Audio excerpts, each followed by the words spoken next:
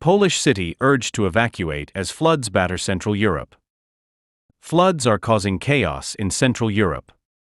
Many areas are affected. Nysa's mayor urged 44,000 residents to evacuate.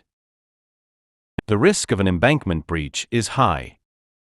Floods have claimed at least 16 lives. Romania, Austria, Czech Republic, and Poland are affected. Budapest is preparing for rising waters. Poland's prime minister announced 1 billion zloty for flood victims. A state of natural disaster is declared. Floods continue to disrupt lives. Some areas see water levels fall, but the danger isn't over. Stay safe and informed.